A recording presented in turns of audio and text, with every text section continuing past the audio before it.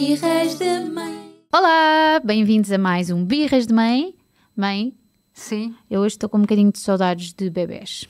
Oh, Estive com a minha sobrinha sim. e agora que só queria E estar agora com ela não mais estás um com o teu bocadinho. sobrinho. Ai, não me fale nisso. Mas Isso ele vai. Sim, que venha rápido, porque eu já estou como aqueles avós. Eu fui viver para tão longe. Eu contei-lhe uma vez que eu fui à praça, estava a comprar alface e estava a perguntar à senhora... Coisa que nunca ninguém me apanharia Apanhei a a fazer. fazer. Na vida toda. E eu disse assim, então, tudo bem, não sei o que, estávamos naquela conversa, os seus filhos estão queridos. E eu disse, e a senhora tem filhos? E ela disse, sim. E disse uma frase que é assim a minha maior ambição na vida, que é, disse, nunca me deram um problema. Seja, quem me dera chegar a essa idade, ou esqueceu-se dos problemas, ou então foi ótimo. Mas depois disse-me, mas estou muito em baixo, porque eles foram viver para longe, ninguém ficou aqui. E eu, a sério, então, onde é que Calhar eles... por isso é que não dão problemas. Exato, não estou lá. Não telefonam, não Exato. aparecem. Não. E eu assim, então, mas diga lá, sim, foram para longe. Isto era em Sintra, não é? Centro de Sintra. Ela disse, sim, um foi ali para o Algueirão, que é literalmente 20 minutos, no máximo, pronto, já para no autocarro. E a senhora estava verdadeiramente em luto por os filhos não viverem no mesmo bairro. Estavam a viver noutro sítio e tinham ido para outra coisa. Já agora já passaram várias semanas desde que tivemos aquele apagão. Sim.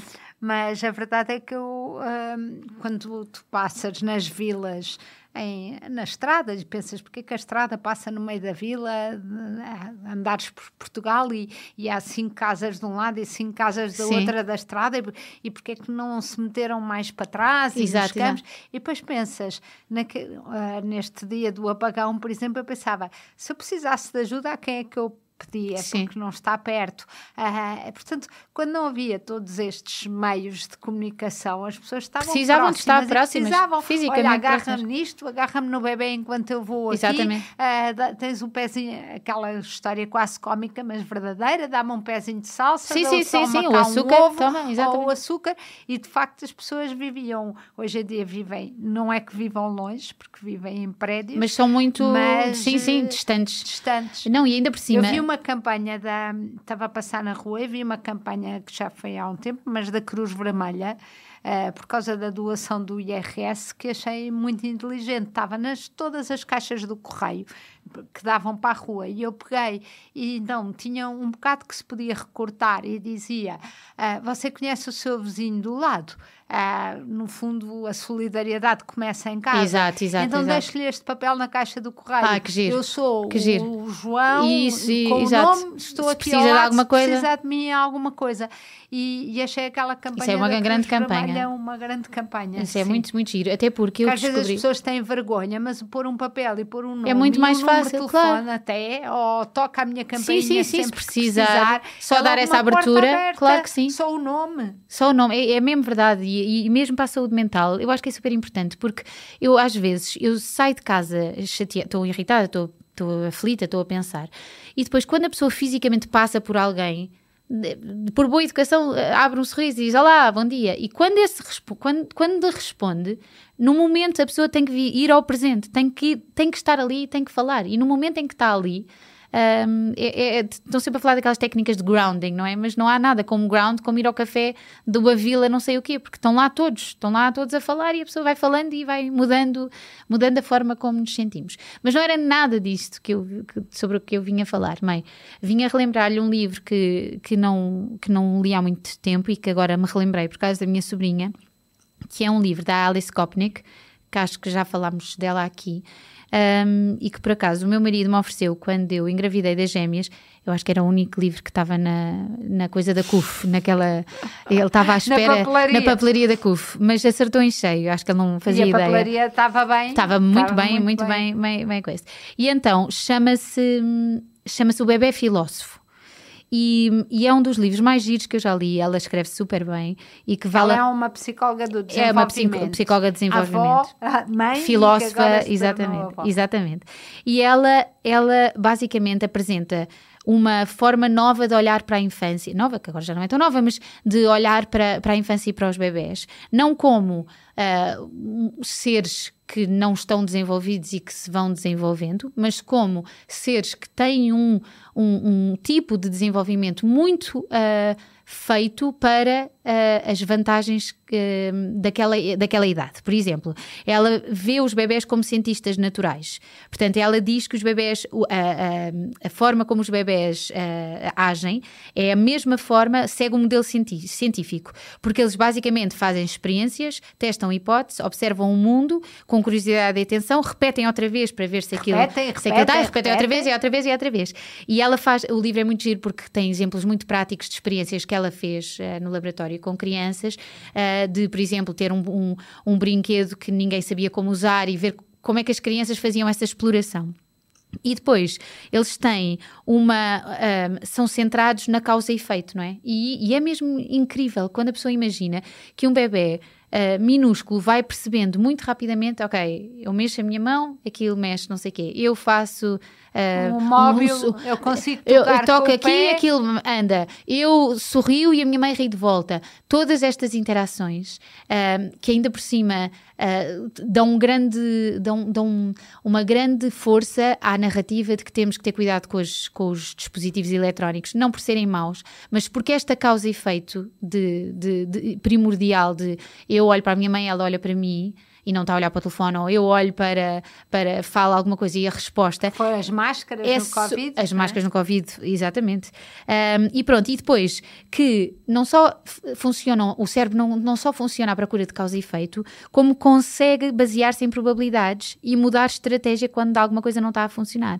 Que era uma coisa que se achava que só os adultos é que sabiam fazer, mas eles não, eles conseguem de facto começar a pensar, se eu pus isto na caixa não sei quantas vezes, isto agora deve funcionar outra vez, ainda que a experiência tenha mudado e que depois não funcione. Mas eles baseiam a sua numa probabilidade de funcionar pelas tentativas passadas que já fizeram, ou seja, o cérebro tem essa capacidade de ir guardando essa... E o que eu acho extraordinário nessa evolução é que, embora obviamente uma criança que não tenha à frente ou não seja rodeada de adultos que possam responder e, portanto, realimentar essa busca e essa pesquisa que a própria criança faz, essa tentativa e erro, se ninguém vir, se ninguém der feedback, obviamente os fica mais pobre, sim, claro. Fica mais pobres, mas por outro lado o que ela explica e o que se sabe é que essas etapas estão lá, elas vão acontecer. São, exatamente. Vai portanto, andar, vai... Aquela ideia de que vamos estimular com livros a falar inglês,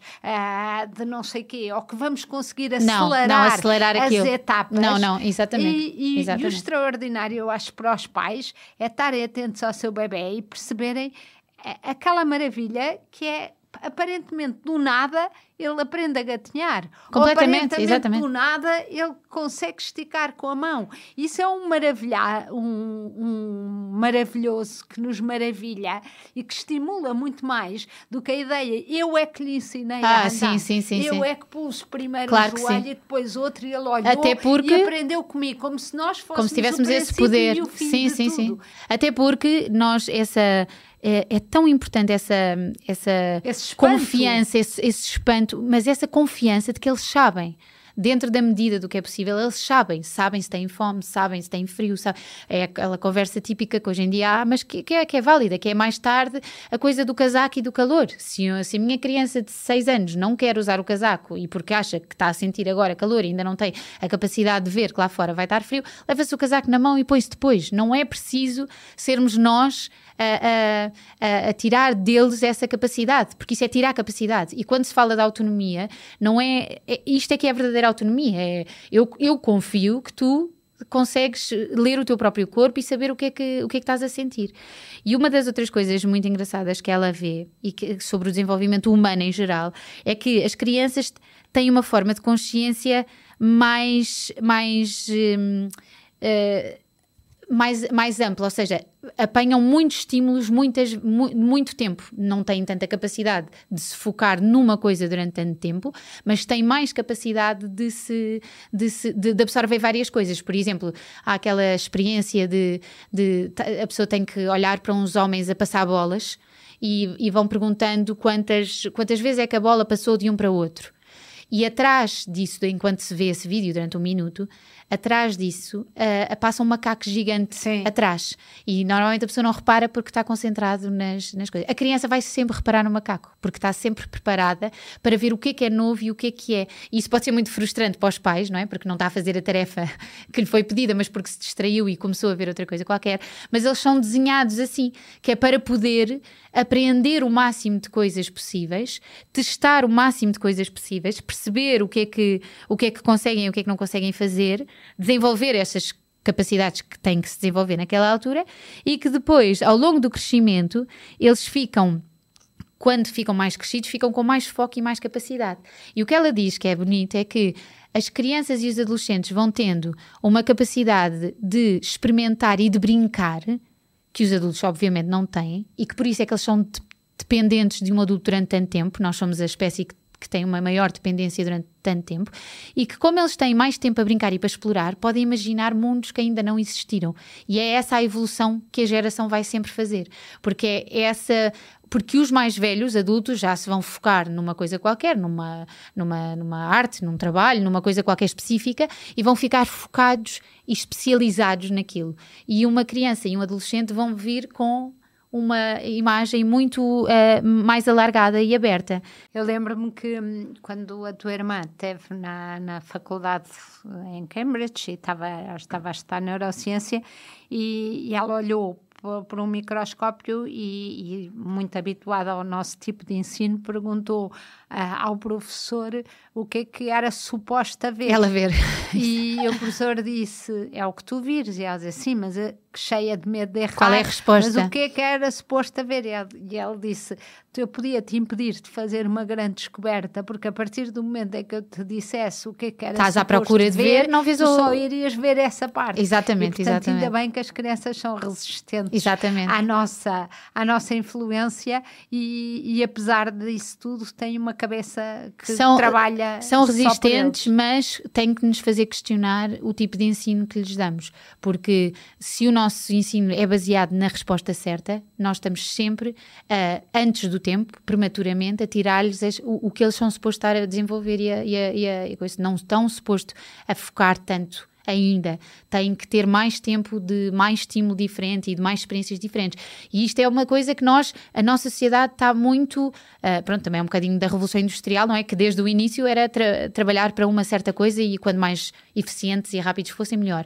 Mas a verdade é que mesmo o estigma que há, se uma criança gosta de mudar de atividades várias vezes, atividades extracurriculares, isso é visto como um falhanço hoje em dia, porque o grande ex-libris da nossa coisa é ser um Cristiano Ronaldo que desde pequenino que está no futebol, e há miúdos assim, não tem mal, mas não são todos assim e não são todos supostos de ser assim. E o facto de uma criança querer mesmo dominar uma coisa nova, e quando aprende a dominar querer sair, não significa necessariamente que ela está a desistir de tudo, significa que o que ela está à procura é de dominar coisas que ela ainda não sabe fazer e depois passar para outras que ela ainda não sabe fazer, porque aquele já está dominado.